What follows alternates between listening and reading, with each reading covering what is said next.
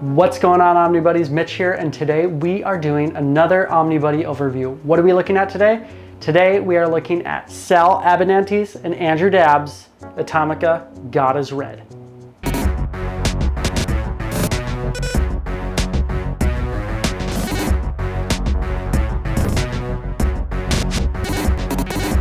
All right, so before we take a deeper look at this book and lay it down and do all the glamour shots and all that, quick thing about this was on Kickstarter, and I backed this with probably like 20 seconds left. I was going back and forth. I just didn't know. It was a blind buy. It was kind of one of the like end of the month, like funds are low. If I buy this book, I can't buy anything else for the rest of the month. And in the last like 20 or 30 seconds of the Kickstarter, I broke and I sprung for the signed edition of Atomika, God is Red. And I have an unboxing video if you're all interested in everything that it came with, bookmarks, stickers, all that kind of stuff. Really great stuff. It's also signed right there. Gorgeous signature, gorgeous end sheets, but super cool book. I am so glad I backed it. So let's take a look at why I'm so glad we backed it. So this is Atomika, God is Red. It is published by Mercury Comics. It is written by Sal Abbinanti and illustrated by Andrew Dabb. It retails for $50 USD. The story is basically about, doesn't really exactly have an era. I want to say like olden Russia, where it's maybe World War II, World War I kind of time, and probably World War II era, so maybe the 40s, something like that. But you know, you got the hammer and sickle Russia, and this is all about the leader of Russia creates his own god. So the whole thing is God creates man, and then man now creates God, and then what happens after that.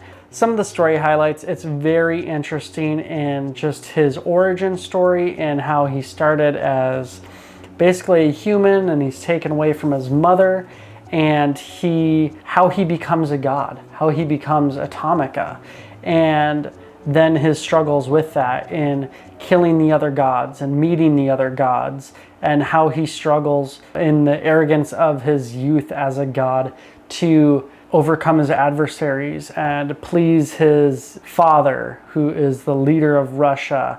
And you know, the whole thing of, you know, being the god for the red state. And it is friggin' interesting, I will just say that. As he goes through and he's killing the gods, I won't say exactly what happens, or how it happens, but he basically becomes a father. And so now he's dealing with being a father and trying to please his father. And as he grows older and wiser and his son is growing, how he views the world and has perspective on love and humanity and godhood and how all that intermingles is just super interesting. His perspective on philosophy, some of it's sort of warped and twisted, but it all kind of comes around and comes into play. And I was like, whoa, that's a really weird perspective. Oh, that kind of makes sense. Like, I'm kind of picking up what you're putting down now. Very interesting stuff. It just drew me in, and I was always interested in what was going on in the story. I was never bored. I was always just intrigued and like, where is this going? And what is the story telling? And then when his son, what happens with his son becoming a god, and do younger gods, are they meant to replace older gods?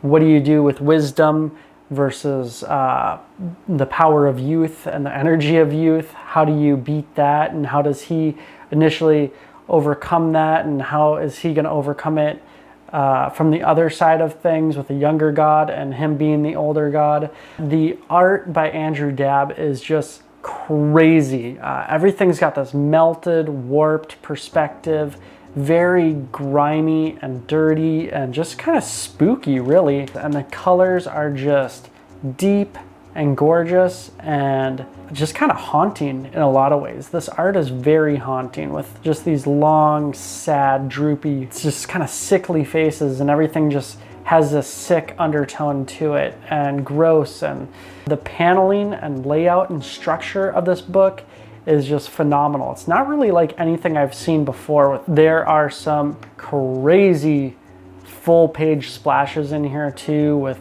giant battles. Very cool themes in this, going back to that fatherhood thing of God being born of man and trying to please the father, and then father has a son and trying to please his father still, but now trying to take control and be a father and help his son through the same things he went through.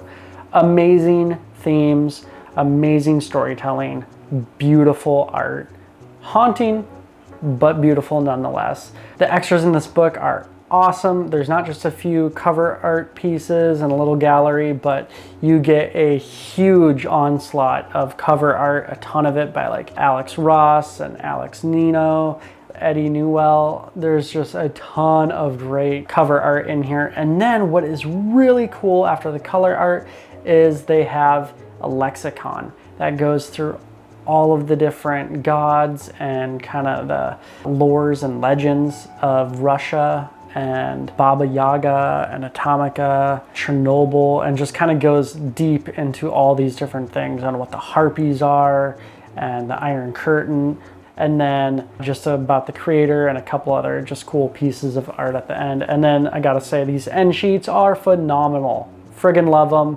I am a sucker for good end sheets, so when I see a good one, I gotta draw attention to it. Thank you guys for putting together such a cool book and such a cool story. All right, so that was a quick look at Atomika, God is Red.